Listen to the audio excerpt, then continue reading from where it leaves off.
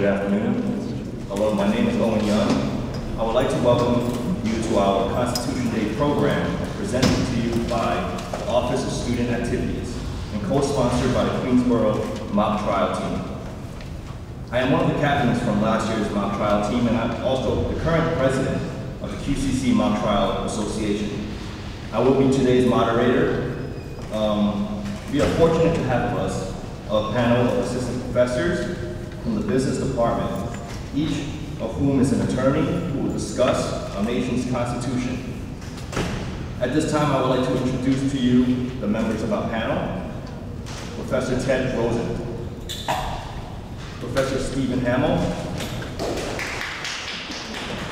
Professor Linda Meltzer, Professor Leslie Francis, Professor Kathleen Larkin. Constitution Day, September 17th, which this year is observed tomorrow, September 16th, commemorates the formation and signing of the United States Constitution by 39 men on September 17th, 1787.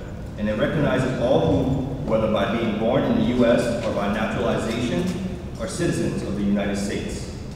The law establishing the holiday of Constitution Day was created in 2004 by the passage of an amendment by Senator Robert Byrd to the Omnibus Spending Bill of 2004. Before this law was passed, the holiday was known as Citizenship Day. In addition to renaming the holiday Constitution Day and Citizenship Day, the Act requires that all educational institutions receiving federal funds providing educational programming on the history of the American Constitution on that day. In 2005, the U.S. Department of Education announced the enactment of this law and that it would apply to any school receiving federal funds of any kind. Aside from being required by federal law to have such programs as this, it is important to us all living in America to study and learn about the Constitution. This amazing document written 224 years ago has been and continues to be the foundation for our government and the supreme law of the land. Although the United States in 2011 is far different than the United States back in 1787, the document remains the ultimate authority for our government and for our laws. It is therefore important that each one of us be familiar with this document, which has exerted such a major impact on our society and each of our lives. At this time, I would like to ask all questions be withheld until we have heard from all of our speakers. Our first speaker, Professor Ted Rosen.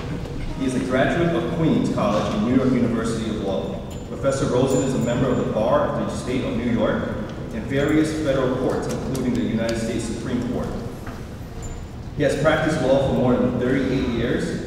Most of his work has been in the field of commercial litigation in both state and federal courts. He has substantial experience in arbitration, particularly in the financial industry, having served as an arbitrator for more than 25 years for the New York Stock Exchange and the NASD, and more recently for the Financial Industry Regulatory Authority, or FINRA for short.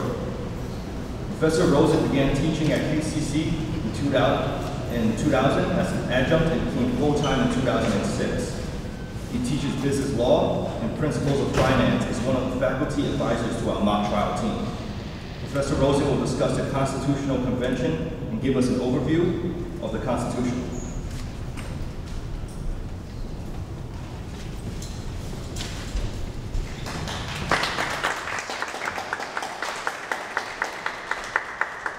Thank you, Owen. On May 15, 1776, a convention in Williamsburg, Virginia, which was acting as the de facto governing body for that colony, instructed Virginia's delegates to the Continental Congress in Philadelphia to introduce a resolution declaring that the United States would be free and independent. That eventually led to the Declaration of Independence, which was issued on July 4th, 1776, a fact that most of us know. What most of us probably do not know is that it was not until some 11 years later that the Constitutional Convention was convened.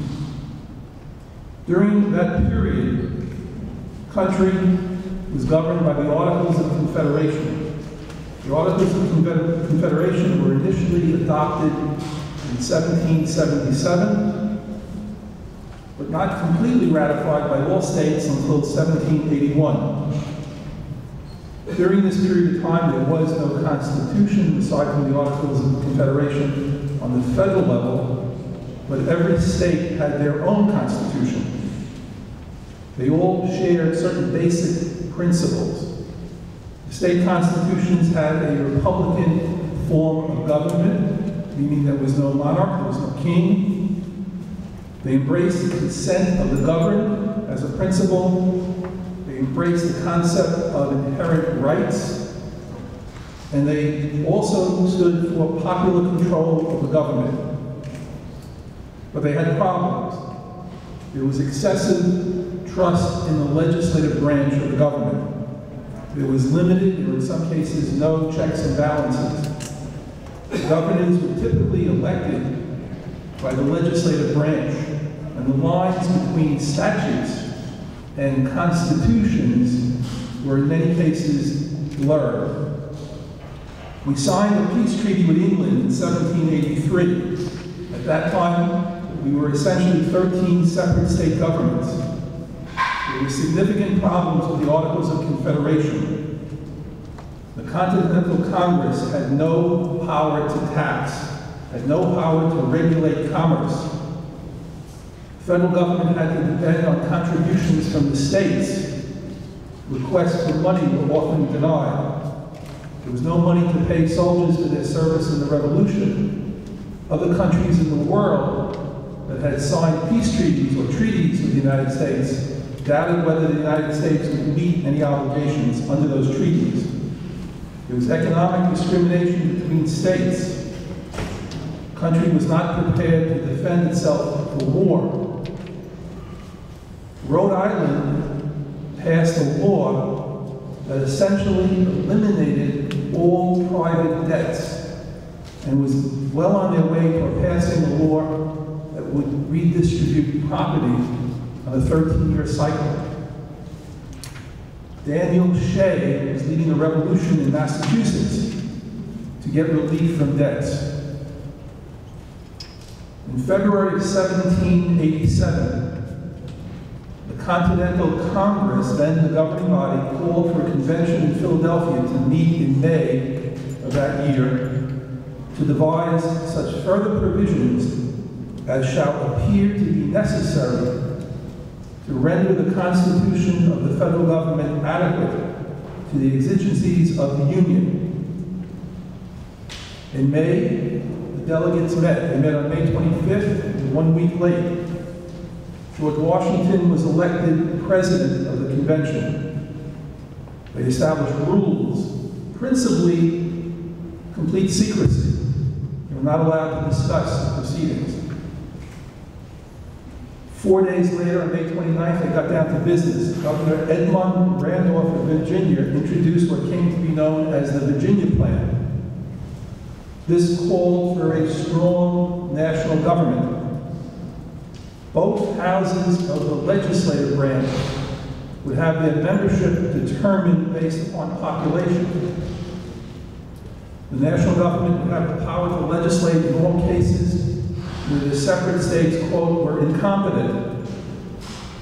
And it included a proposal that a National Council of Revision would basically have veto power over acts that were passed by state legislatures. This was greatly opposed, this plan, by smaller states. It was opposed by those who did not want a stronger federal government. In June, the New Jersey Plan was introduced. The New Jersey Plan limited federal power. It created no new Congress, but enhanced the existing Continental Congress.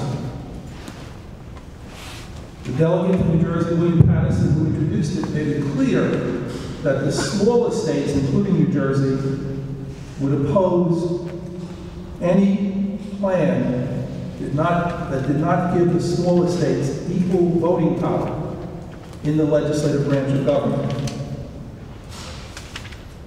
From June through September 1787, the delegates worked out a series of compromises. In these compromises, Congress was to be granted powers to regulate the economy, to establish a currency, and to provide for the national defense. The provision that was in the Virginia plan that the federal government would have the power to veto state laws was rejected. Most importantly, the Connecticut Compromise was put forward. This came to be known as the Great Compromise. This provided that representation in the House would be based upon population. And in the Senate, each state would have 2 votes, equal votes in the Senate. It also rejected election of the executive by the legislature. It also did not endorse a popular vote for the president. It came through with what we now know as the Electoral College, which has subsequently been amended by a constitutional amendment. In July, a committee on detail was formed to actually draft the Constitution. In the last weeks of the Constitutional Convention, there were sectional differences that threatened to disrupt the entire process. Southern states were strongly against taxing exports. They wanted to protect slavery. The Constitution does not use the word slavery. Southern states wanted to protect the slave trade.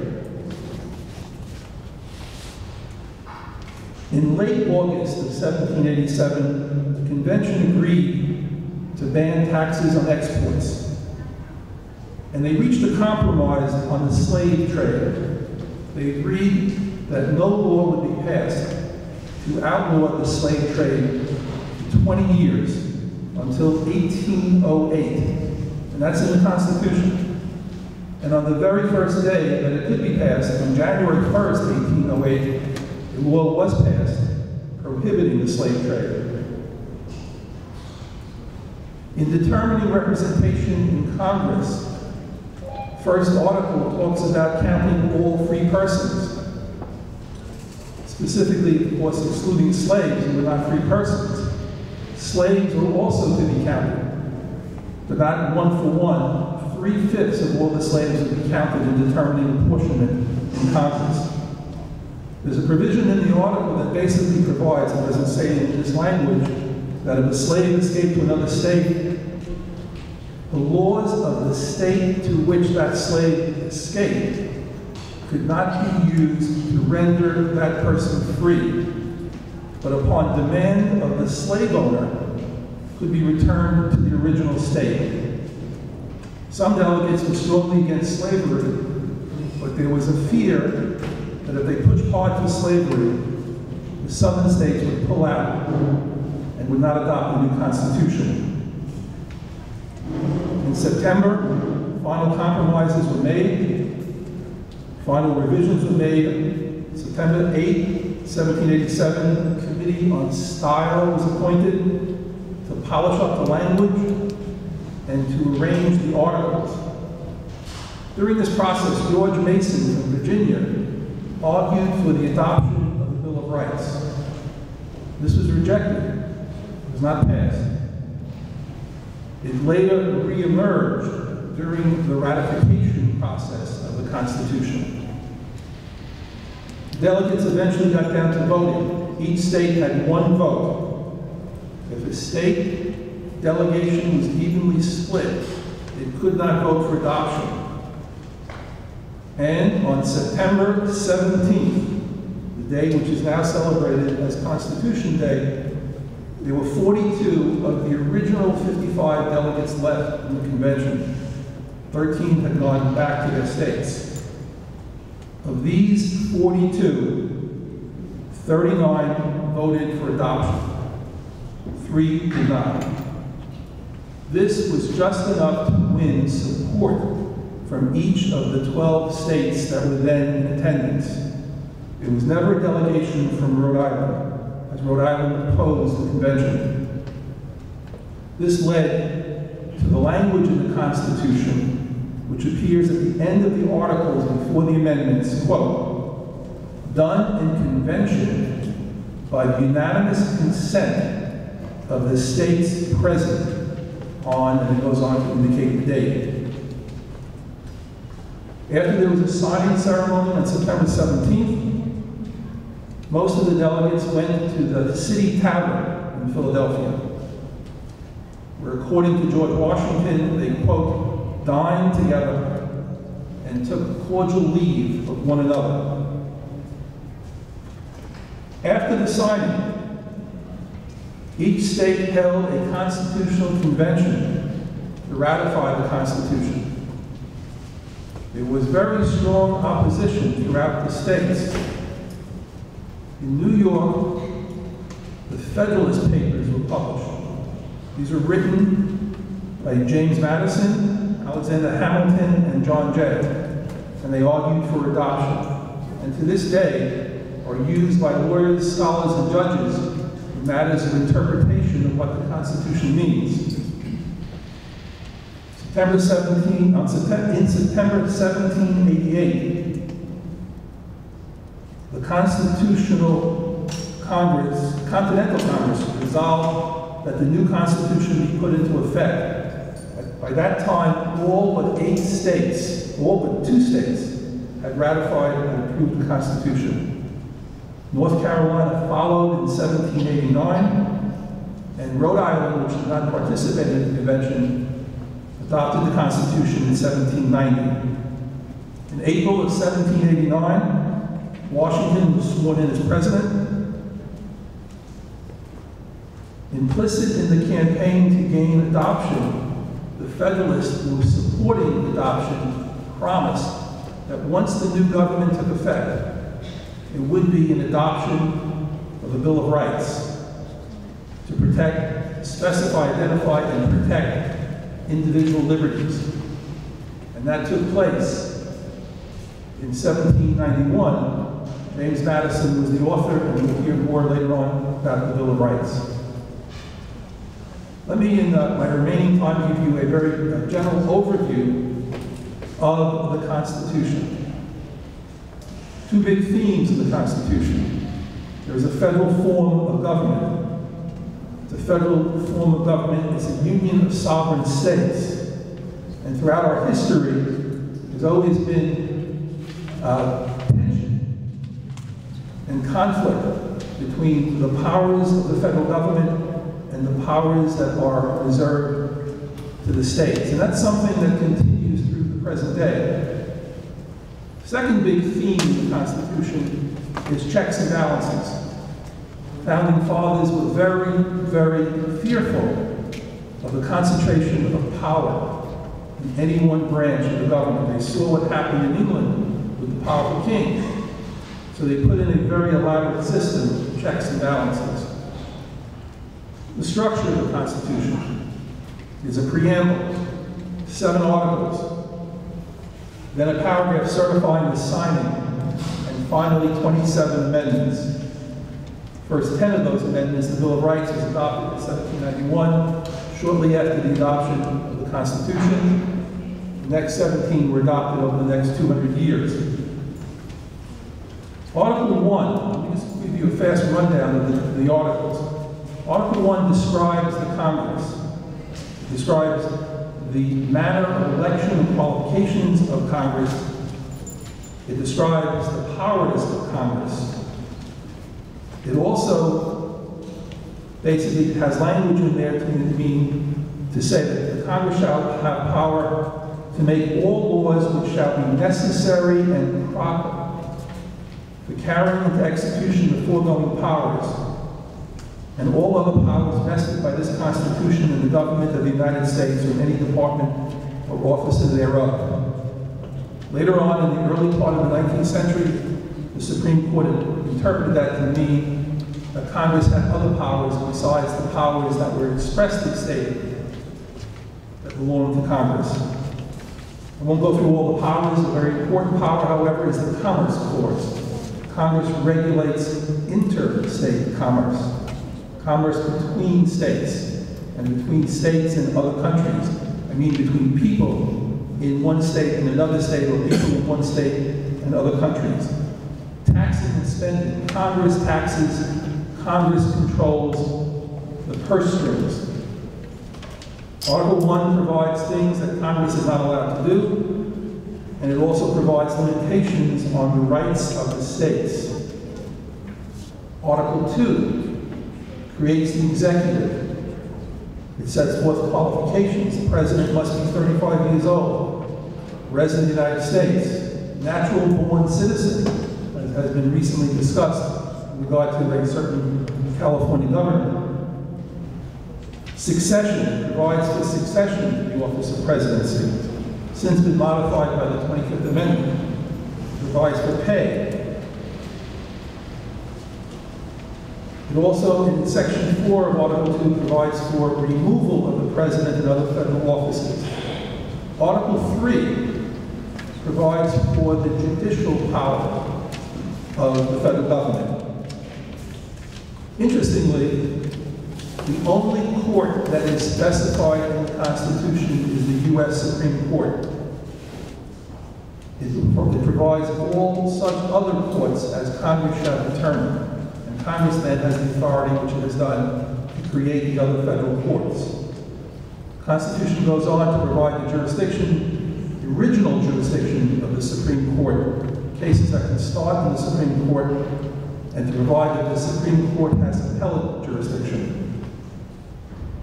Article 4 deals with the relationships between states and the relationships between states and the federal government.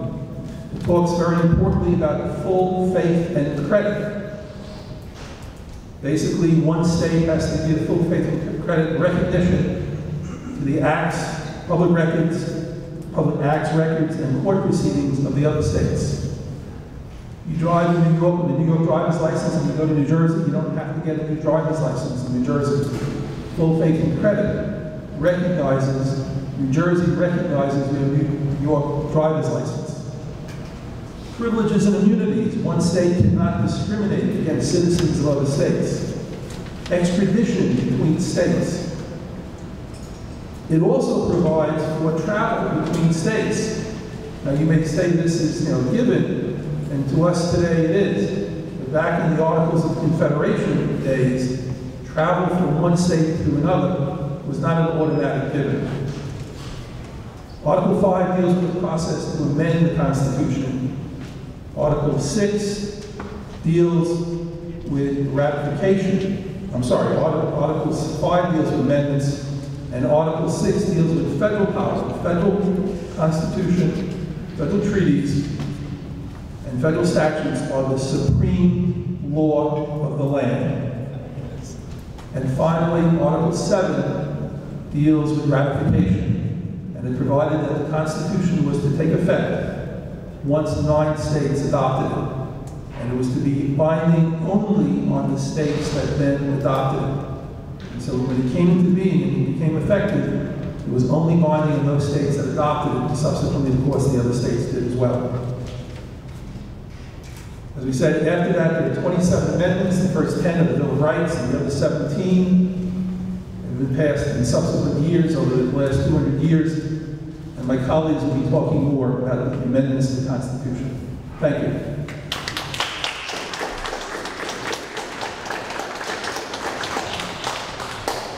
Thank you, Professor Rosen. Our next professor, Professor Linda Meltzer. Professor Linda Meltzer has been teaching business courses, notably business law, finance, business organization, and management at UCC since joining the business department in the spring of 2009. Professor Meltzer received her JD in 2006 from New York Law School and was admitted to the practice of law in 2007. Obtaining her law degree added to Professor Meltzer's Master of Business Administration, or MBA, from Baruch College in 1987. Most of Professor Meltzer's career has been spent in equity analyst working on Wall Street for 2 investment banks, notably Drexel Burnham Lambert and UBS. Professor Meltzer will discuss certain portions of the Bill of Rights.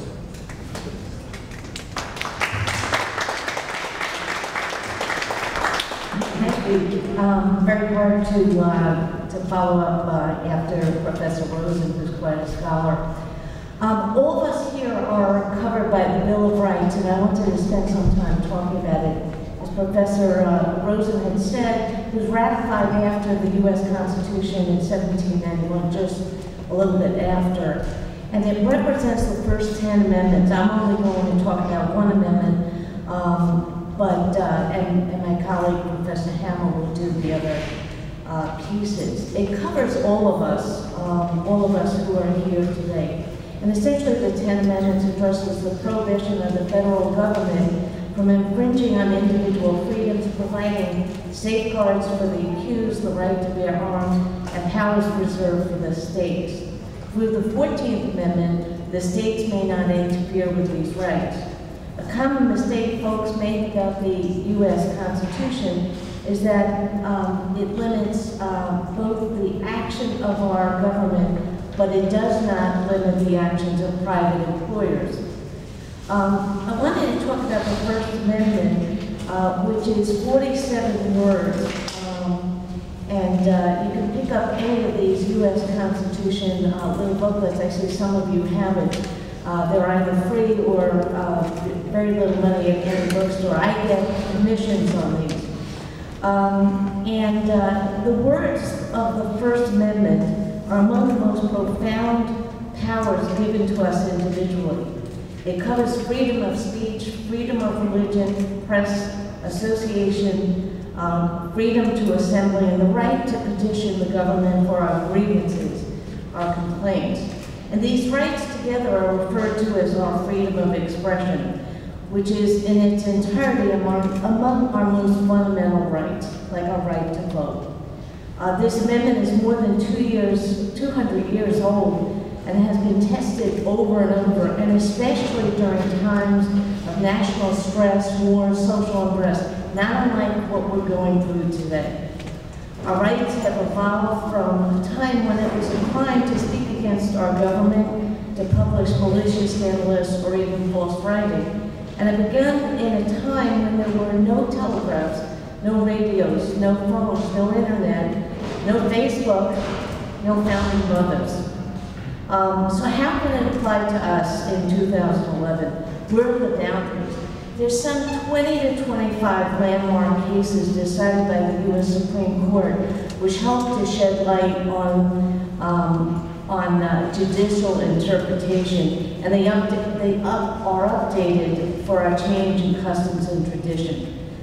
But regarding the freedom of speech, there are no absolute protections. There are essentially 3 levels of protections for freedom of speech. Those protected areas where we are protected fully, those that are restricted areas of speech, and speech that is largely unprotected. What is speech? Well, there are 2 kinds. There's essentially the pure speech, which are words, books, newspapers, rallies, and so forth, and then symbolic speech, nonverbal communication, which include gestures or what's printed, for example, on your t-shirts. Those are protected areas. Where it gets a little shady, or at least in the gray area, are commercial speech, for example. There it depends. For example, corporate advertising, any form of corporate advertising, must be legal and serve a government interest. Vulgar words or gestures may not make the cut. There are 4 unprotected areas where most of the challenges have been heard in Supreme Court. One is defamation, where false words could hurt another person's reputation. Second area, largely restricted, is obscenity. However, it may pass a multi-part test that considers whether the obscene expression is of artistic, scientific, or literary value. On the other hand, no child pornography is protected. And among the areas that probably get the most attention are hate speech and fighting words. Those are clearly unprotected. As I mentioned, there are 25 landmark cases that show us where the holes are. Cases that have been protected, or at least received protection once it made its way through the Supreme Court, have dealt with Nazi rallies, the burning of the flag, the use of offensive words to convey messages. All have received court protection. And about 100 years ago, one case coined the phrase, "You can't shout fire in a crowded theater." You can't incite actions which are harmful to others. When I teach constitutional law to my students, one case I share is one that I think relevant to us all. Is Tinker versus Des Moines School District. It was decided in 1969. And the time of the case was during a controversial Vietnam War, which essentially pinned students against their teachers and school officials. And the case tested for the first time whether students, not yet adults, had freedom of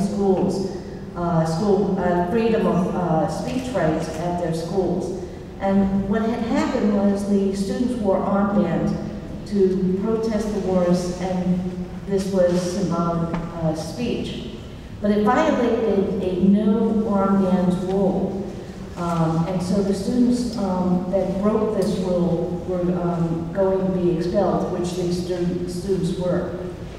They fought their way through the court system, and the U.S. Supreme Court did hear the case and decided for the students, saying that school officials cannot punish student speech unless there was substantial disruption to school activities. There was also a case last year, and I think we may hear more about it in a little bit, a 2010 case which concerned a protest by a controversial church group holding anti-gay protests at military funerals. As offensive as that was, the court allowed the protest. So what are some of the hot topics that are likely to be tested? Cyberbullying, social media, free expression on Twitter and Facebook. Just ask Anthony Weiner. And just a word of freedom of religion. There are two key clauses. One is the establishment of religion, and the other is free exercise of religion. And here, the government must be a neutral party, neither advancing or inhibiting the practice of religion, and must not be excessively involved. Where have those controversies been? There have been significant attention to the Pledge of Allegiance from both sides. One case that was decided and challenged by Jehovah's Witnesses was that you cannot be forced to provide allegiance to the flag if your allegiance is only to your God, and on the other hand, under God, might seem like excessive involvement.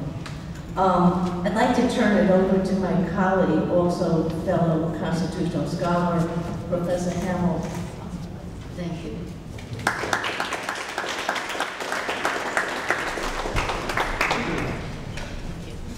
Our next speaker will be Professor Hammel, Stephen Hammel. Professor Hammel is a graduate of Nassau Community College, Hofstra University, and Touro School of Law. He is admitted to practice law in New York and Connecticut, and in the federal districts for the southern and eastern districts of New York. He has practiced law in New York and has a substantial experience in real estate, including in particular title insurance issues, having served as a counsel to Columbia Title and Abstract Corporation and Chicago Title Insurance Company. Professor Hammel began teaching at Queensborough in 2009 and has business law and business organization and management. Professor Hammel is one of the faculty advisors of the QCC mock trial team.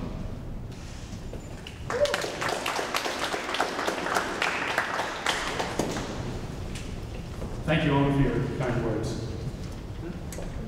I'm not sure how much time we have, per speaker, but I guess you'll just, let me know if I'm running over. You know, obviously, this is an incredibly important day, you know, to develop your understanding of the Constitution, and we don't normally speak about these things because it's simply not a topic you discuss with your friends and colleagues that often. So what you pick up today is really critical to your understanding of the American system of government and our rights that we're all given here in the United States. You know, the founding fathers were very wary of us giving up our rights or somehow losing them in some way. They had a position that they wanted to see all of us be able to have the ability to speak up in government, so that way there wouldn't be repression of some people. We are organized as a republic.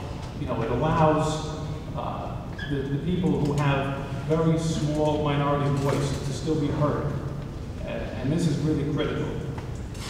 The Bill of Rights, the first 10 amendments, as Professor Meltzer and Professor Rosen spoke about, is really unique, because you might think of the Constitution almost as a roadmap to federal government. But the Bill of Rights is special because it provides protections for each and every one of you. It provides a level of protection from the government in regard to certain things, and these are what is, you know, these first 10 amendments are referred to the Bill of Rights, and this is really the essence of it.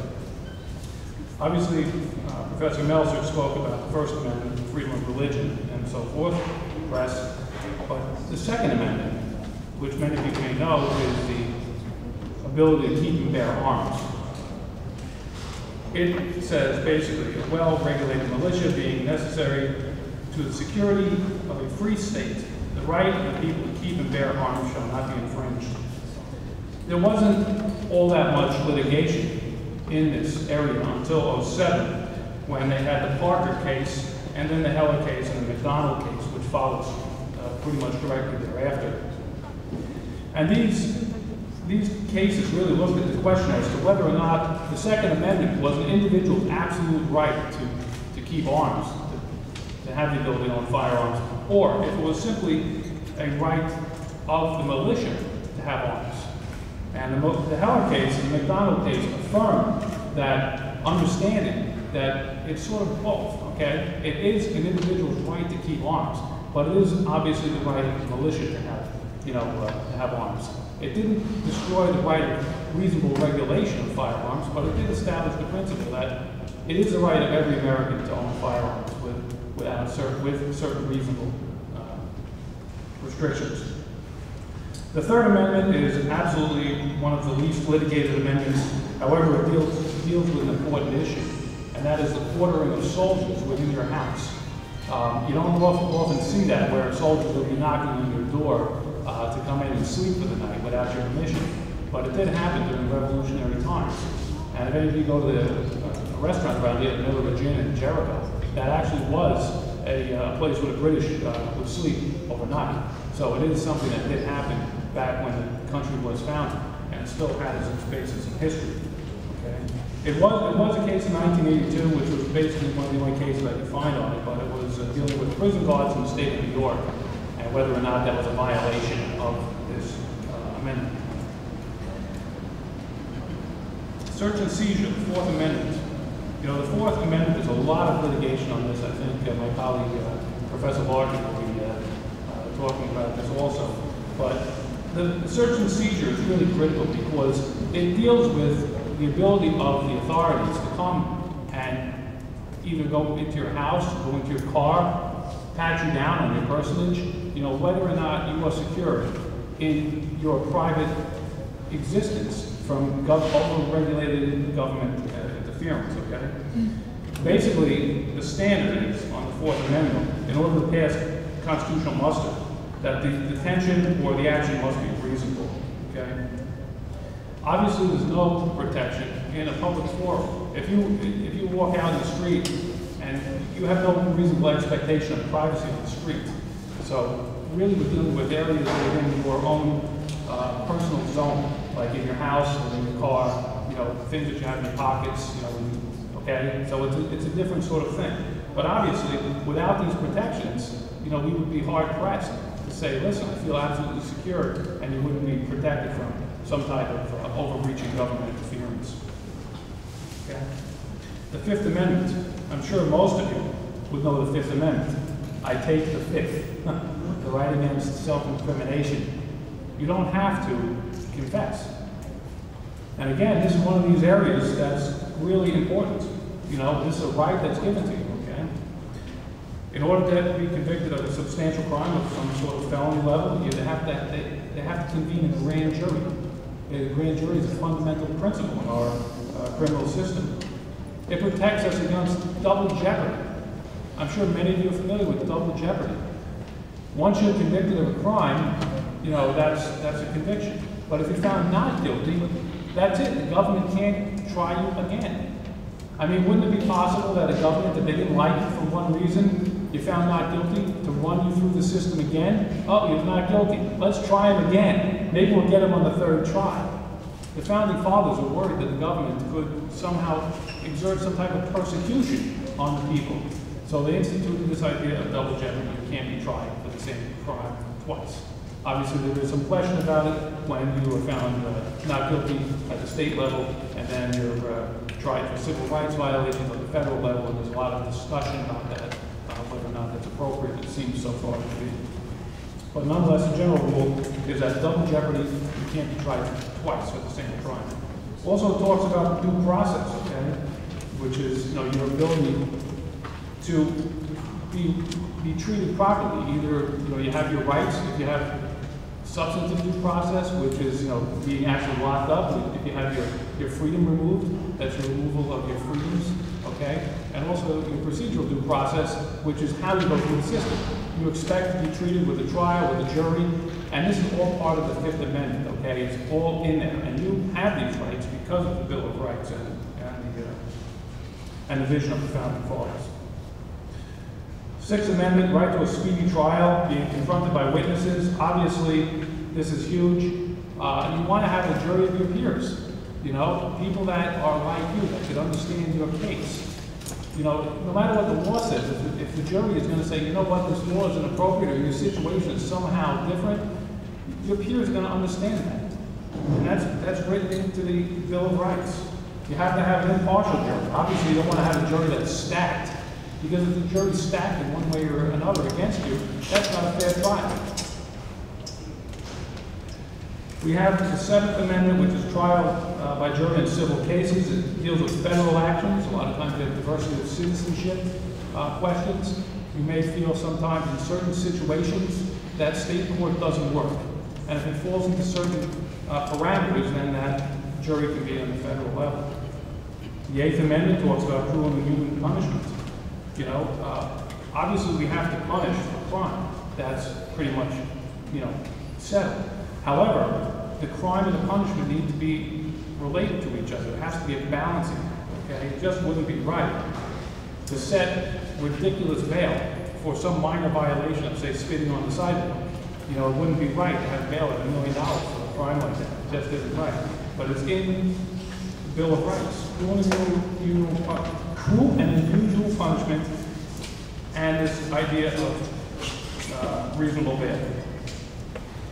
Construction of the Constitution is the Article 9. It talks about certain ways that, you know, the way that the Constitution will be construed.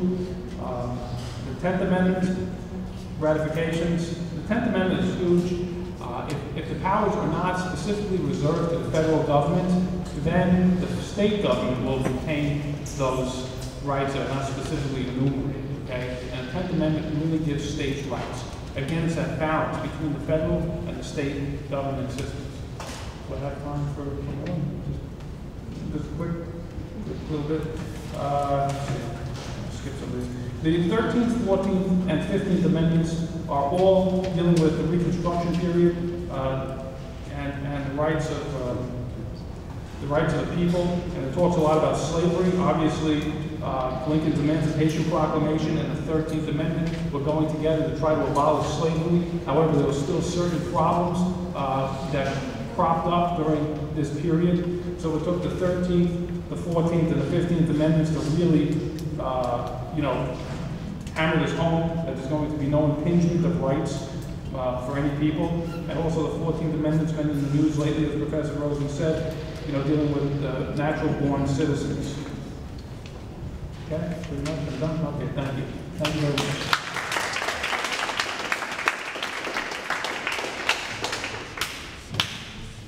Anybody watch Baby Hotel?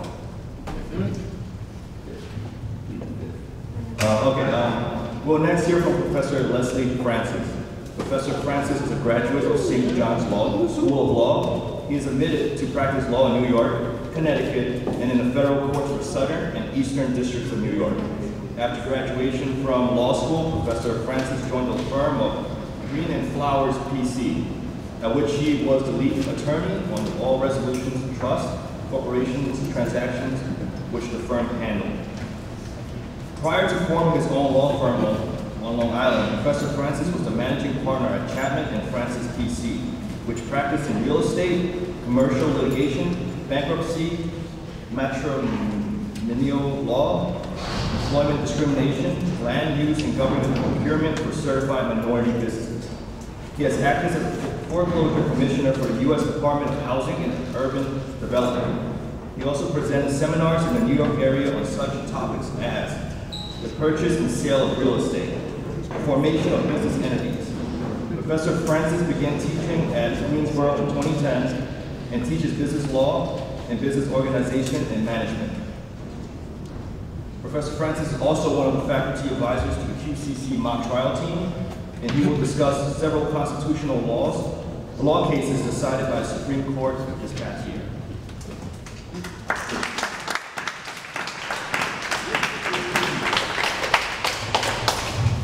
Good afternoon. First, let me begin by saying that the last term of the U.S. Supreme Court, the 2010-2011 term, was significant from a historical perspective in that for the first time, 3 women joined the court. Those women, as you probably know, Justices Ruth Bader Ginsburg, Justice Sonia Sotomayor, and Justice Elena Kagan. With regard to the last term, the court had several First Amendment cases before it, 2 of which I will talk about. The 2 that I'm going to talk about were relatively controversial cases. With regard to the 2 cases, the First Amendment cases, both cases show the court's commitment to the notion of free expression of ideas that is embodied in the freedom of speech component of the First Amendment. The first case, Brown versus Entertainment Merchants Association, the court struck down on First Amendment grounds a California law that sought to bar the sale of violent video games to children. The law would have imposed a $1,000 fine per incident on stores that sold violent video games to anyone under the age of 18 years old.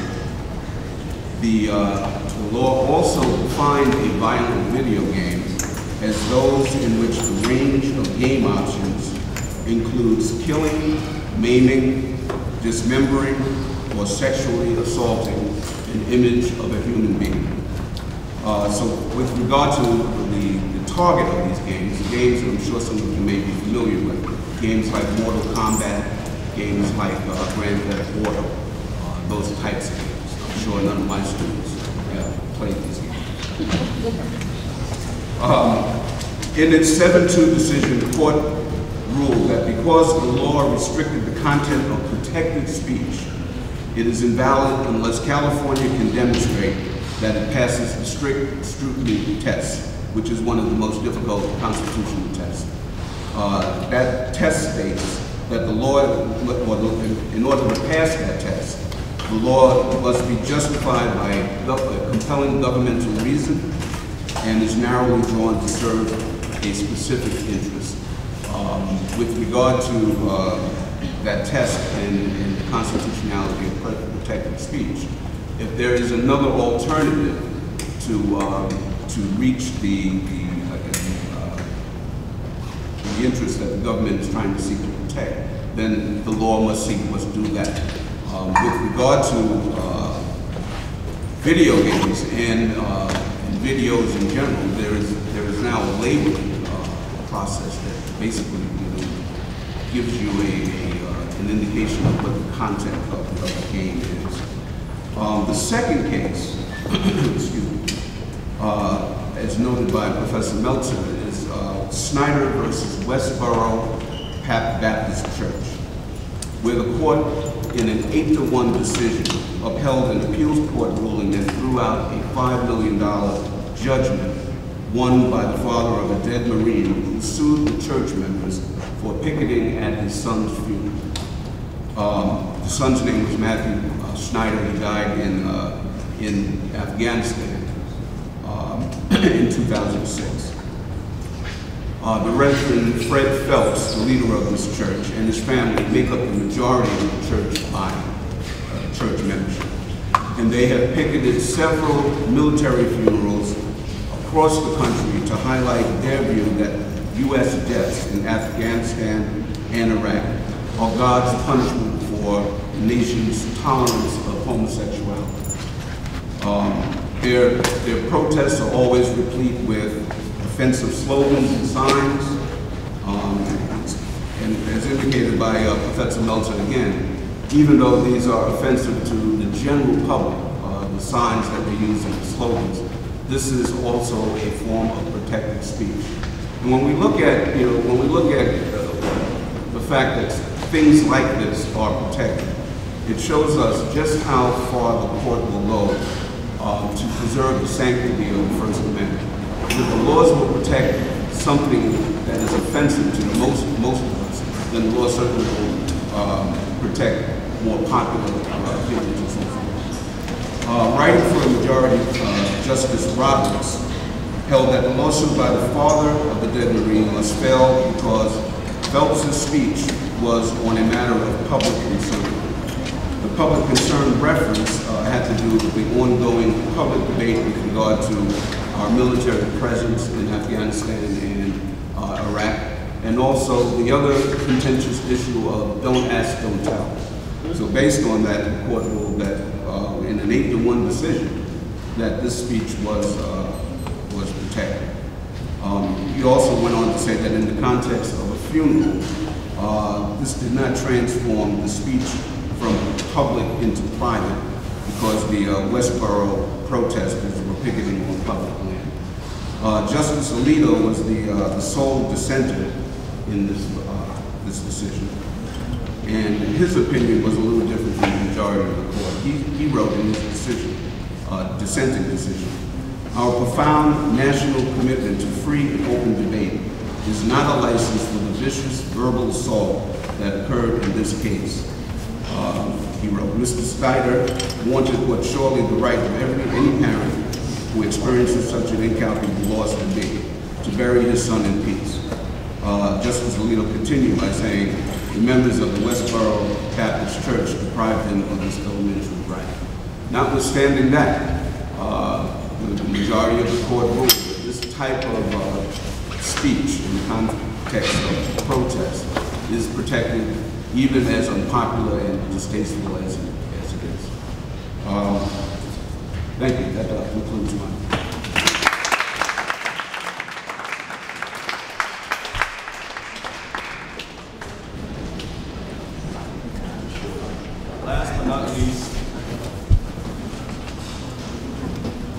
Last but not least, our next speaker is Professor Kathleen Larkin. Professor Larkin is a graduate of St. John's University School of Law. She served for 5 years as an assistant district attorney in Manhattan, in the Manhattan District Attorney's Office. Professor Larkin maintains a law practice in Suffolk County, New York. Her practice is a general practice which includes criminal defense work for indigent clients. Prior to teaching at Queensborough, Professor Larkin taught at St. Joseph's College in Patrick, New York. She began teaching at Queensborough in 2010 and teaches business law, principles of finance, and business organization and management. Professor Larkin will discuss certain constitutional laws to be decided by the Supreme Court of this year.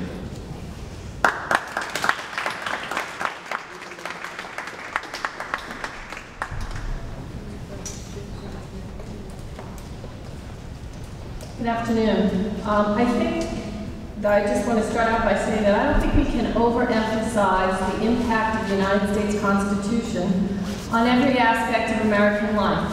And for those of us who are born in this country, we take much of this for granted. For those of you who are here and who are not born in this country, you probably have a better understanding of what I mean. When I was a junior at Boston College, some 30-something years ago, I went to a speech by F. Lee Bailey, who at the time was a famous or perhaps infamous criminal defense attorney. Not a man I particularly cared for, having been born and raised in Massachusetts. He was best known for representing some pretty not too popular people, including Sam Shepard, a couple of people accused of murdering their wives, Vietnam incidents I won't get into. He later then went on to serve on O.J. Simpson's criminal defense team. But yet some 30+ years ago, I recall what he said, and that was that the society is best judged by how they treat the least fortunate among them. The Constitution of the United States is here to protect those least fortunate. Most of the cases that I'm going to talk about, just a few of them, are pretty much geared towards or address the issues in the criminal world. Because as I usually tell my students, as someone with a criminal defense background and a criminal prosecutor's background, it's one thing to lose money in a case. It's quite another thing to lose your life or your liberty. Understand that the United States Constitution in its original form, as we've been told, was written by our fathers, and they were fathers, not mothers. And they were white fathers, not fathers of color. So without amendments to the United States Constitution, without legislation drawn from the United States Constitution, and without Supreme Court interpretation of the Constitution, I dare say that 3 of us up here would probably not be here today, speaking to you. Having said that, I just want to go through a few of the cases that are being presented that are going to be heard by the United States Supreme Court this term, which is 2011 and 2012. I guess before I say that, you have to understand that the United States Supreme Court is not an easy place to get your case to. It takes years, probably a lot of money, and a lot of commitment on the time of both your attorneys and the person who wants to bring the case. The United States Supreme Court basically decides every year which cases they want to decide. So there's no automatic right. How they do this, I don't know, but I would dare say that some of the things that get you there are cases of first impression, and that is something that they have never looked at. One of the cases that I have today involves technology. Confusion among the circuits. That is where lower circuit courts of appeal have different decisions that don't mesh. So the one circuit is saying one thing on a subject and another circuit is saying something else. Lastly, we have what I'll call sort of an outcry by society, or a change in society's norms, or the way people in general think about a particular subject. And lastly, there is equity, because our courts are both of law and equity. So the Supreme Court can decide that they want to decide a case because it just seems so unfair. Okay, a few of them that are going to be decided in this term. One is Florence versus the Board of Chosen Freeholders, which comes out of New Jersey. And this addresses the Fourth Amendment, search and seizure. The Fourth Amendment, I also have another one that's the Fourth Amendment, and that is U.S. versus Jones, which comes out of the District of Columbia. The Fourth Amendment, as Professor Hammel told us, addresses search and seizure law.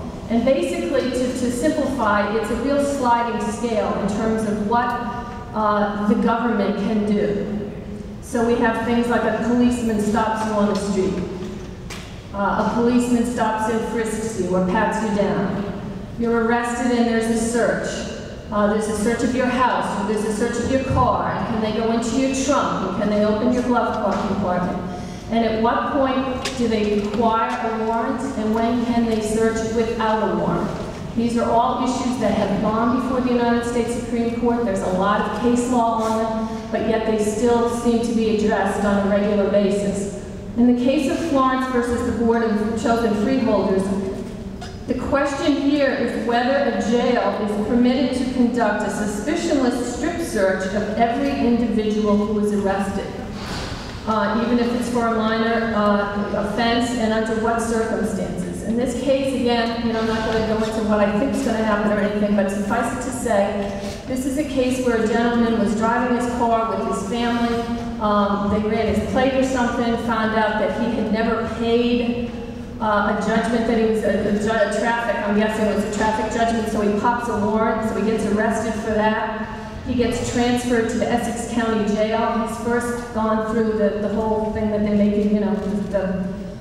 the spot search to make sure you're not a member of a gang and everything, standing naked in front of a police officer. He's then later does a full cavity search of him. And the idea here is that they're searching for contraband. The question becomes whether it's in that case it was necessary for the government to search him to that extent, whether the government's interest overrides his interest. So that's going before the United States Supreme Court. The other one on warrantless searches is U.S. versus Jones. This is out of the District of Columbia, and this is a case involving putting a GPS tracking device on someone's vehicle. This person was suspected of cocaine trafficking. He was convicted of cocaine trafficking. His conviction was overturned because the lower court said that this was a warrantless search. The questions that are raised here, again, as Professor Hammel talked about, is you have to have an expectation of privacy in the area to be searched. The government here, who's taking the case up to the Supreme Court, is first of all arguing that it's not a search, that it potentially could give rise to a search, but that it's not a search because it's just telling us where you are. Arguably, we could have a cop tailing you. Is that a search? That there's no expectation of privacy in a public road, okay? But again, the question is, goes towards reasonable. The argument goes towards what is the public's interest versus what is the private citizen's interest. And again, I don't know what the Supreme Court's going to decide, but the lower court did strike the search down. Well, did say it was a search and struck it down. Okay, in terms of equity, as I said, death penalty cases, as I'm sure you probably know, most death penalty cases, great efforts are taken. There's an automatic right to an appeal in a death penalty case. Death penalties are state law. Some states have the death penalty, some don't. The United States Supreme Court has held that it is not cruel and unusual punishment. They have looked at methodologies, however. They've looked at all sorts of things. There's a case now that's going to be decided, Maples versus Thomas, the interim commissioner of the Alabama Department of Corrections, and that's out of the 11th Circuit. In this case, Alabama obviously has the death penalty. In this case, there was a post-conviction appeal, which was basically disallowed by the Alabama courts because of a procedural error. Paperwork was sent to the attorney that was of record. That attorney had left the firm. It basically was returned to sender, which was the clerk of courts in Alabama, who sort of put it in a pile and did nothing with it. So the question here becomes whether or not this criminal defendant who's on death row in Alabama, because of a procedural error, if you will, of counsel, if that procedural default, which Alabama said recognizes, ends everything, you go back to death row, whether they can address that on the merits, and they have decided to take that case. Again, one of the reasons, I mean, just my own thoughts on it, are that one of the reasons they're probably doing this is because Alabama, for example, has no automatic right to an attorney on a post-conviction appeal if you cannot afford one. All right, so they'll give you an attorney for the trial, but once, if you're convicted, post-conviction, they don't have, as we do in New York, they have an appellate attorneys for indigent clients on appeals. So arguably, again, based on the fairness doctrine, I would suggest that that's one of the reasons that they're going to look at that. A 14th Amendment case before them this year is Perry versus New Hampshire. This is a case that went up again through the New Hampshire state courts. 14th Amendment basically says, you know, as I believe Professor Hammel talked about, no state shall deprive you of life, liberty, or property without due process of law. This case involves a out-of-court identification. Again, having served as both a prosecutor and a defense attorney, it is pretty much well established that some of the worst, well, maybe not worst, but some of the most unreliable testimony in a criminal case is identification. So the courts give great deference to determining pre-trial that the identification was not unduly suggestive. It is established case law that if the cops arrange it, if the state arranges it, and it's found to be unduly suggested, that it will be disallowed at the trial. This particular case, it was a radio one of a black male in an apartment building parking lot breaking into cars. The cop arrives at the scene, finds a black male there. Basically someone comes down, she goes up to see if she can get an ID. They ID him, he's convicted, and it's going up on appeal because what the question really is even though it's not per se police arranged, where the circumstances still, it was 2 in the morning, it was dark, he of course was the only black male there, whether it was unduly suggestive and whether or not that is enough to overturn his conviction. That's it.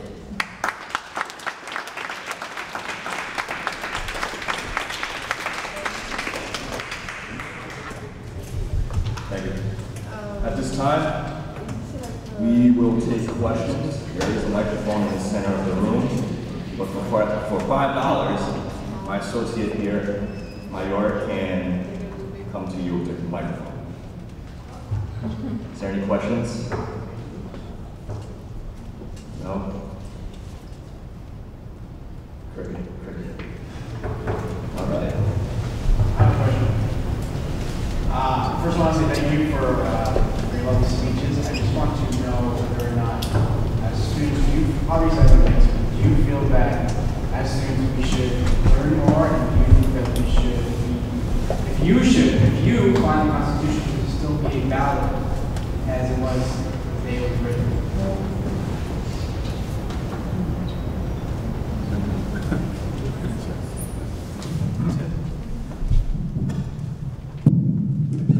The answer to the question is that absolutely everybody, students and non-students, everybody who lives in this country, citizen, resident, undocumented person, should know the Constitution. What the Constitution is, and the original provisions, the amendments, and all of the case law, as my colleagues have pointed out, is a document that has a profound influence on our lives. And many people don't realize that until they get caught up in the court system. Perhaps in a criminal case, from my vantage point, in a civil case, the Constitution and the case law that's interpreted, the Constitution over the years, has tremendous impact on every aspect of our lives. And you do yourself and your family a mistake, you make a mistake, if you don't understand what those provisions are. And is it something today that's as valid as it was 210 years ago when it was drafted? The answer is yes. There's a big debate going on among citizens and judges and lawyers and legal scholars in terms of interpretation of the Constitution. Some would argue strict interpretation, that this is what it says, this is what it means, this is what we must do. Others argue that it's a living, breathing document, that the world of 2011 is very different from 1787. And we take these principles and we have to interpret them. You have to form your own opinion as to which view of constitutional interpretation you believe is right. It's not for any of us here or anyone else to tell you which is the right way. But you should understand this ongoing debate, and you should adopt your own position. But certainly, you know, point number one is this is a very important document that has a tremendous impact on all our lives. I would concur and point out the expansion effort, or the document itself is meant to be an expansion and to expand based on our customs and how our changes in society are. As I mentioned before, it was written before we had communication abilities that we have now. And the most important right we have is the right to be represented. And if you don't know what the rights are, there are many groups who are willing to represent you.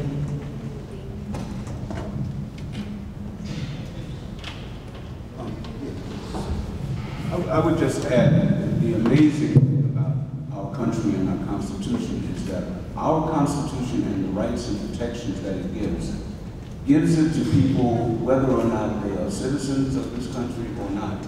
As long as you are within the confines of our borders, you are protected by our Constitution. And that is a phenomenal, phenomenal thing.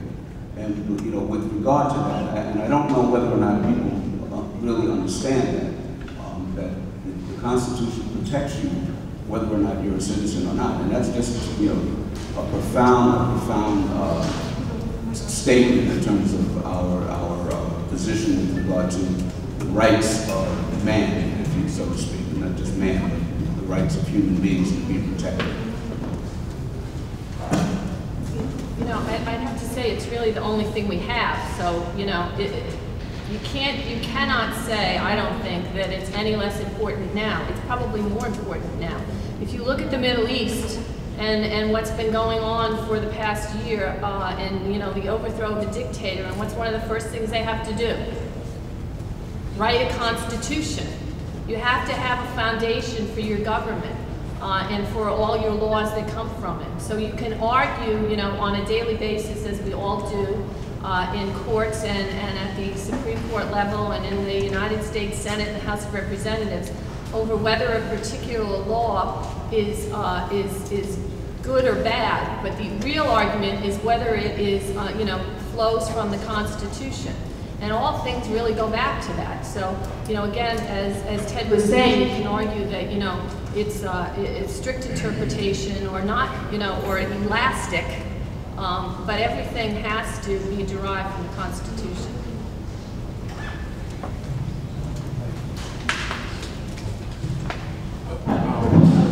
Well, now you said everyone should know the Constitution or know their rights, but how is it, once you know your rights, how can you have access as just a minority or someone that doesn't really have the necessary resources? You know, a lot of times that's what happens. And you know, I was gonna say, and also, it's very difficult to, you know, as you see it for the Supreme Court, they can't really, you know, get the actual, you know, I guess, find out, you know, what's going on. So how is that as an average person to read through all that, you know, fine print or legal jargon, so to speak? Well, I can, if I may, I can give you two fast answers that's open to everybody here in Queensborough. This is going to sound like a commercial. First of all, every student in Queensborough I know can take business law. My father must teach that. And an important part of our syllabus is constitutional law. So you have, and Constitution is taught in other courses as well in this school. So you have opportunities here as a student to study the Constitution. And this is the commercial part. You can also join the mock trial team and learn a lot about court procedures. And much of that is, of course, as my colleague said, dependent upon the Constitution and derived from the Constitution. But, you know, I don't accept the fact that anybody in this country does not have access to resources to learn about the Constitution. There are books, we have the internet. You go online and you do a Google search on the Constitution, it'll take you years to get through that material. There are libraries, there's public education programs. If a person wants to learn about the Constitution, the resources are there. And I think the importance of having a program like this is to create an awareness in people that we should be celebrating the Constitution. We celebrate, many different holidays, all of which are important. But, for our way of life, how many of us really stop and say, let's celebrate the Constitution? And I think, this is what this holiday is all about. And maybe it gives us a moment to pause and say, I should do more to learn about the Constitution. I just want to add, all of us here, sitting here, belong to some sort of New York bar. I think I heard everyone be part of the bar. And as part of the bar, they have pro bono services, which are free services for those who can't afford representation. So if one couldn't afford legal services, the bar is always one place to go. After you sign up for the mock trial team. Just to clarify Professor Meltzer's point, by bar, she does not mean an establishment that serves beverages. That means that we are all attorneys admitted to practice in New York State, and several of my colleagues are also admitted, I think, in Connecticut. That's what being admitted to the bar means. You want to be clear. I suppose just to further expand on that point, it really is a critical point. We pass this country from one generation to the next, and we have a responsibility as people of society and as citizens to educate generations that go after us as to the freedoms and the liberties that we have. It's not something that you should take for granted at all. Many people have fought for this country and have put down their life in order to preserve what we have here in America. It's really something quite unique, and it's quite critical that we become educated, and that's why we're here today. Let me just add that, when I was in law school, myself and Abraham Lincoln, there was no such thing as the internet. And in order to find out and do research with regard to law, you had to do it the old-fashioned way. You had to go through, sometimes several law books to find what you were looking for. Now with the advent of the internet, legal research in terms of finding out about specific laws is open to everyone. And I don't know anyone who still does legal research the old-fashioned way. Sometimes it's nice to just open the book. I have books in my library that some of them haven't seen much use because I'm usually on the internet doing it. But so to answer your question, in terms of access to legal research, is certainly there for you. You can find almost anything online. I have one other thing to add to that, and I tell a lot of my clients this, particularly the ones who can't afford to work. I do a lot of criminal defense work for indigent clients. If you are accused of a crime in the state of New York, you have an automatic right to counsel at every step of the way. It's either through the Legal Aid Society or every county has what's called an 18B, assigned counsel defendant plan. And that's for misdemeanors and felonies, anytime you're arrested. Besides that, family court, you do not need an attorney. If you have one, but you don't need one. Traffic, you don't need one per se.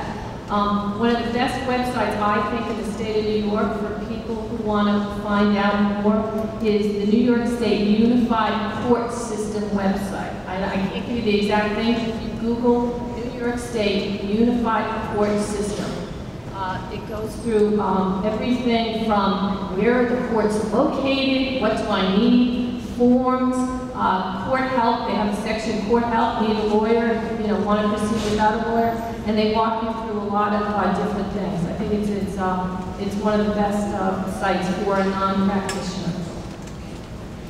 And I would just add another point. We have been speaking a lot, as we should today, about the Constitution and the impact of the Constitution in court cases. But the Constitution remains the bedrock of our government. And it's very important to understand that. And as people who live in a democracy, we should understand the workings of our government. And to really understand it, you have to know the Constitution, understand the New York State government, you have to understand the New York State Constitution, and we should participate in our government. I'm a member of the Board of Trustees of my village, and twice a month we meet. And this is truly democracy in action. This is a true town hall meeting. Unfortunately, most of the time, the meetings take place in a relatively empty room. But if we have something on the agenda that night that impacts people, they come down. And they come down sometimes in droves. Point is, you should not wait until something impacts you. You should make it your business to understand the way government works, the way it operates. And you cannot understand that unless you know laws and the Constitution, the federal Constitution and the state constitutions.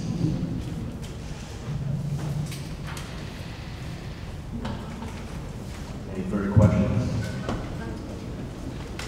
Yes. I don't think that works.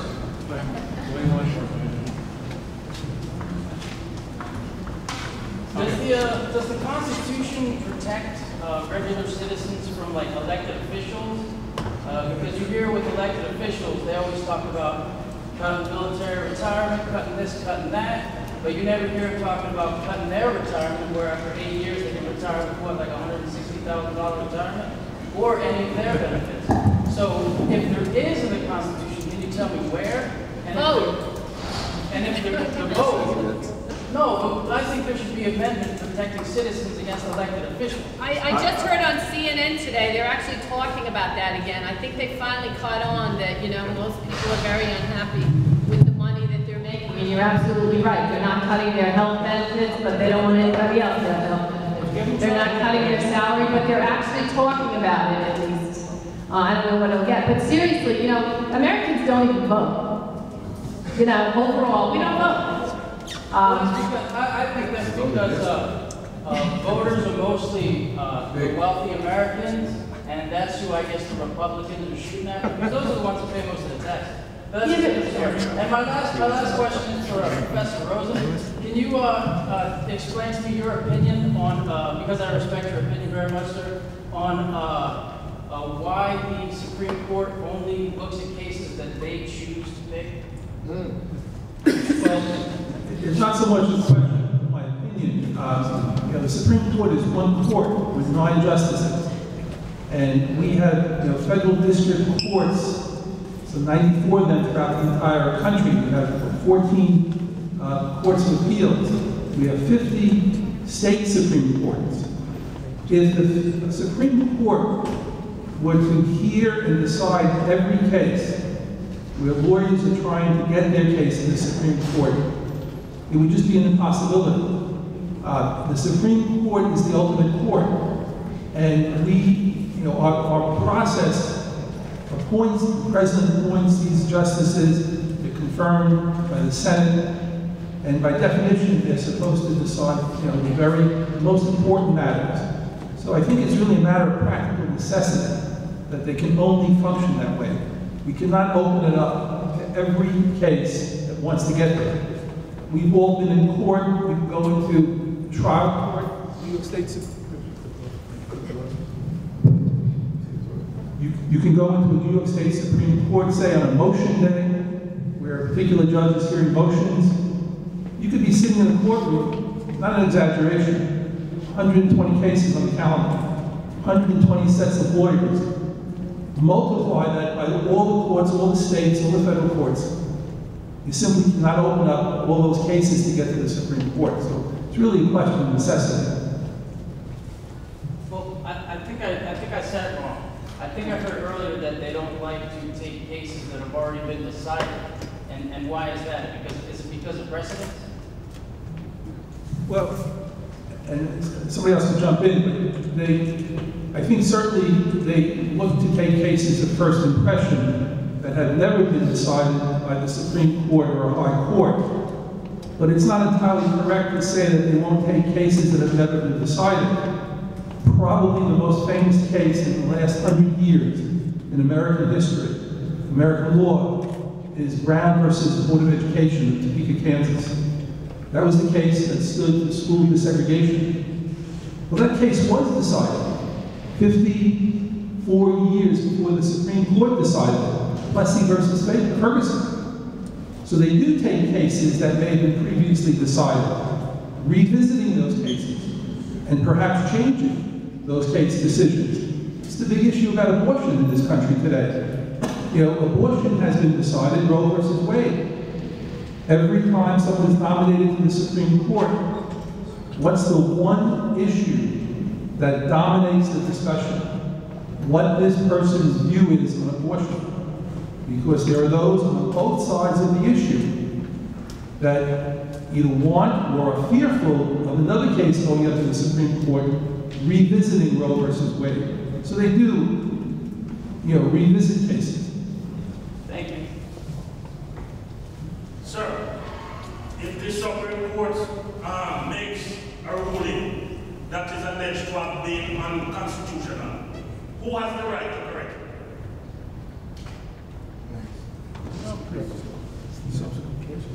It can't really be, you can't say, that becomes really the law of the land. And then the only way really around it, I guess, is through legislation. You know, again, through the systems of checks and balances, you rewrite a law, you tweak a law, you change what part of it they said was unconstitutional, or you put something on a ballot and have the people decide, you know, during an election. So it's a new law, if you will. Then you can start the whole process again. Sorry, continue. I guess that's it. I mean, I think we were just going to say that the process continues. If there's disagreement with the law and that prior decision just goes back up to the Supreme Court again, and then it's reheard if it's a huge issue. So, Professor Larkin actually dabbled earlier in this a little bit, but I wanted to get some remarks on the importance of voting in light of the Constitution and the upcoming election season for us as citizens. Well, I don't believe that the Constitution specifically addresses or obligates citizens to vote. Maybe it should have. But quite frankly, you know, if you live in a country and you are subject to its laws and subject to its taxes and have an interest in your environment, I don't know why someone would not vote. I was telling Professor Larkin a story with regard to my next door neighbor, who's 66 years old, and for the first time in his life voted in the last presidential election, only because I think I shamed him into it. But that should not be. With regard to him, I actually brought him a voter registration card and took it back to the Board of Elections. But that should not be you folks. I mean, the young people of this country in the last election came out in droves, and you should be interested in the political process. Sometimes it's, well, you know, it can't be a little bit boring, but you should be interested in it. And one of the most powerful things that we have as citizens is our voice. If you ask any politician if they pay attention to consensus, meaning people calling their office, people sending letters to them, faxing, emails to them, they pay attention to that. So to the extent that you have a grievance or you want something done, call your local congressman, your local legislator, send him an email. You can find who your legislature is on the internet if you don't know who it is. And, you pay attention to those things.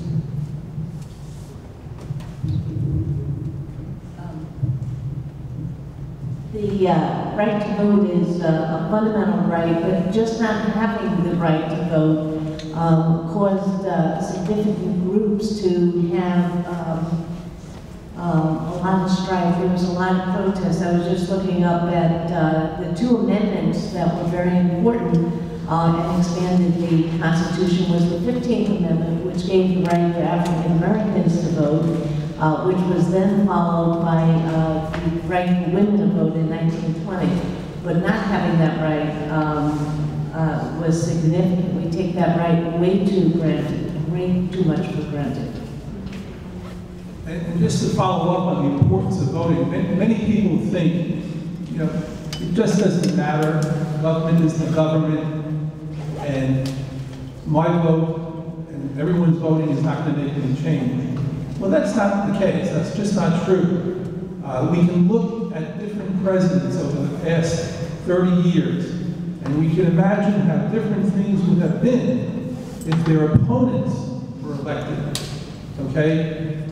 The Constitution, I think it's fair to say, protects the process and protects the rights that each of us have in the process. You asked a question before about pensions and, you know, cutting back on military benefits and other benefits while protecting, you know, politicians' benefits. That's a question of policy. The Constitution doesn't speak to that. Our elected officials, even elected officials at the very local level, have a good deal of discretion. And your right as a citizen is to vote them out. And that's a very, very important right. And many people think, you know, what's one vote? Well, the fact of the matter is every vote is important. I'm sure you heard that before. I can tell you that I know of a local election in Nassau County, where I live, that literally was decided some years ago by one vote. The difference was one vote. Every vote is important. Should illegal immigrants be allowed to vote? They are subject to taxes.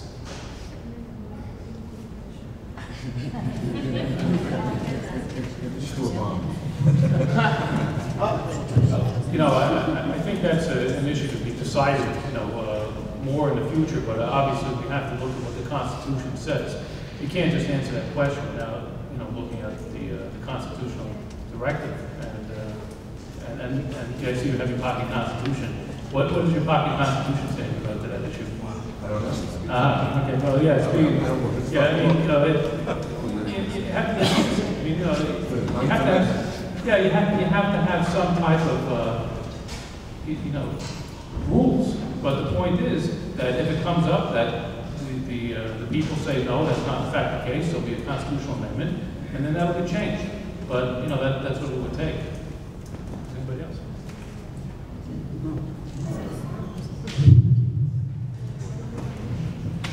I think that's an issue that we can argue about on both sides. I think there are good arguments to make on both sides. And I think each of us here would fall back on our professorial status and say, well, it's not for us to give you our opinion, because sometimes people have, students think, well, you know, because we're saying that it's the right answer, and it's not. Each of us may have our own opinion on the issue. The important thing is for you, and especially the students, to understand the issue, understand the arguments on both sides, and then develop your own answer, what you believe in, and work towards either changing it or keeping the way it is. I think that's the important thing here.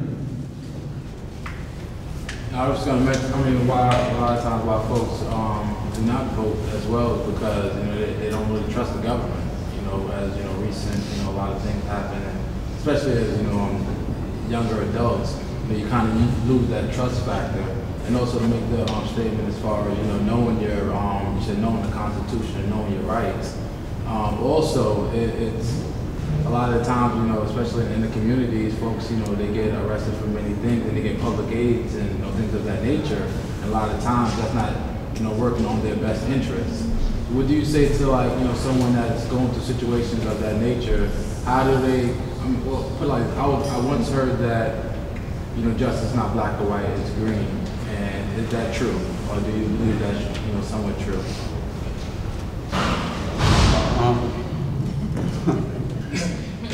Yeah. I think that's, you know, to say that or to believe that is, it doesn't tell you the full story, because justice really doesn't swing on whether or not how much justice you can buy. The system is not that callous. Yes, I mean, to a certain degree, to the extent that you can hire the best and the brightest lawyers, you have better representation maybe, and that may be what that's getting to. But in terms of the system itself and the outcomes, I think for the most part, judicial outcomes come out the way that they should come out. They come out fair and balanced. So notwithstanding whether or not you have a high-priced lawyer or you have an 18B lawyer, I don't think that really is the way that you weigh or you come to whether or not you got a right decision. I just don't believe that. So you say that you must quit. Well, I mean, also, if you totally out of the system, if you just say, I'm not going to vote anymore because I think the whole system is corrupt, do you think that the system will get any better by not voting? I mean, if you disagree with the system, not voting is not going to make it better, clearly. The only way to get out there is to speak to people, petition, regard, and get other people to vote your way. They listen to people who go up and speak. You write to your politicians, you send them emails. Sometimes when the switchboard is overloaded with calls and the email server is loaded up with emails on a particular issue, you definitely get their attention. And then that's when you start to change the system into whatever, policy things you think are correct.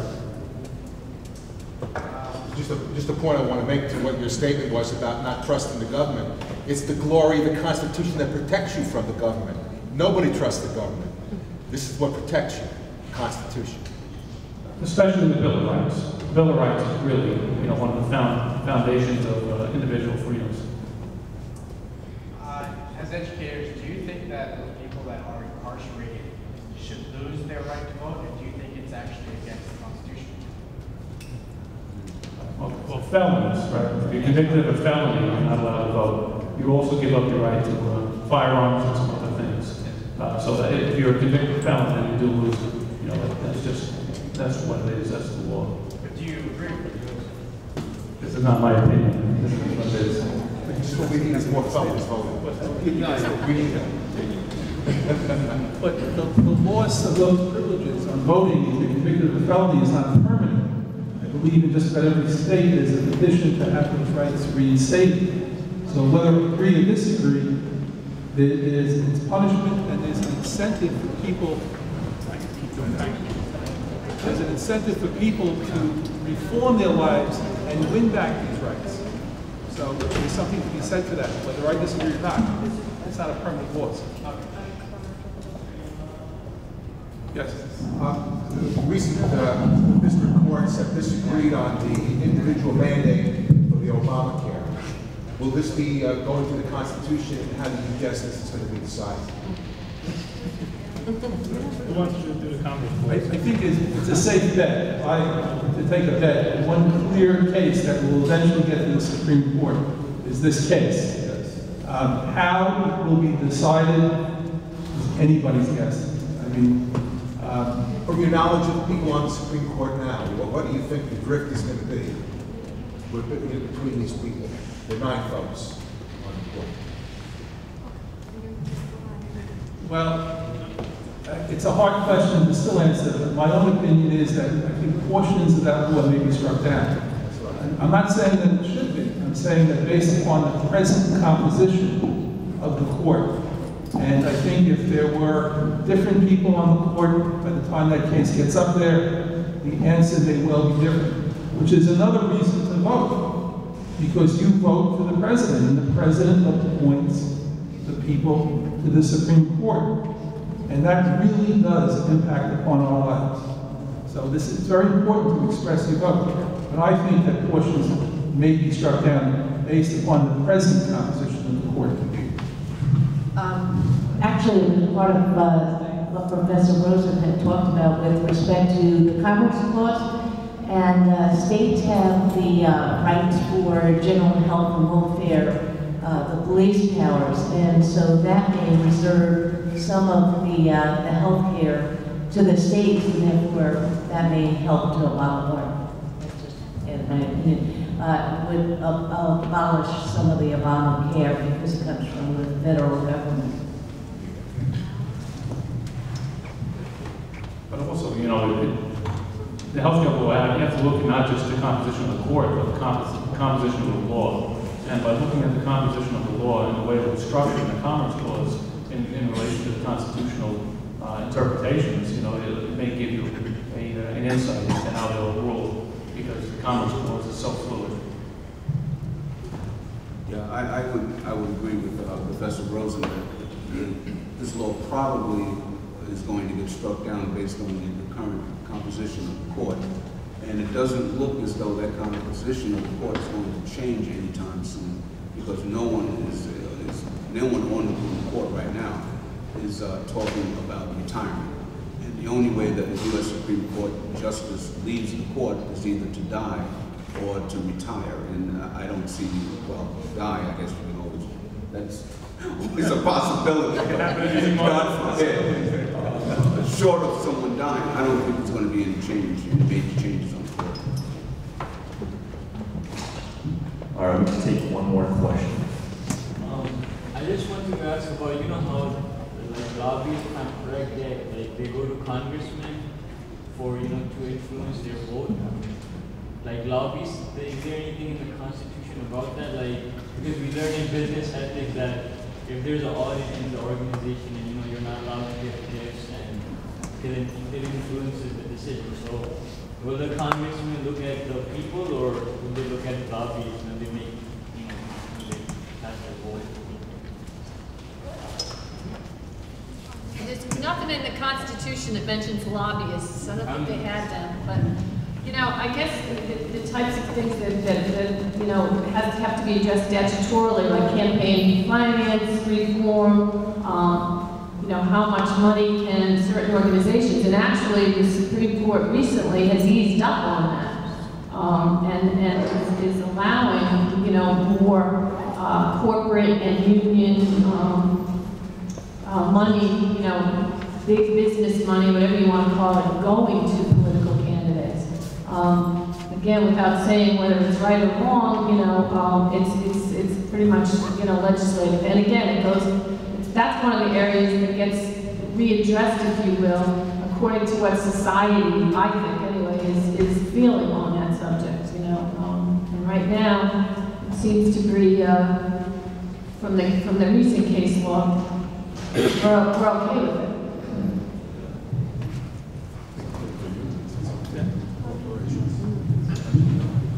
You know, the government basically operates through special interest groups, applying pressure on the legislative branch and other branches of the government. And that's just, I think, the way it is in a democracy. You know, are there abuses? Sure. Should laws be passed to correct those abuses? Should people be punished that break the law? Absolutely. But I think, you know, a very basic fact of our political system today, you ask any politician, and you can see what happens with any politician. Once they're elected, they turn around and start raising money for the next campaign.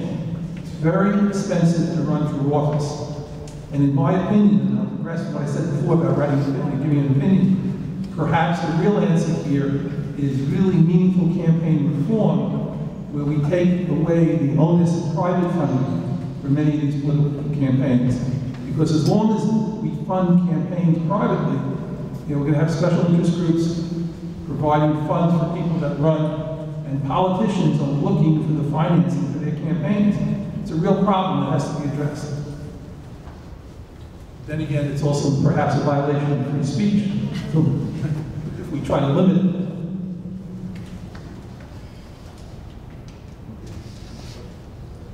That concludes our program. We hope you found it informative, and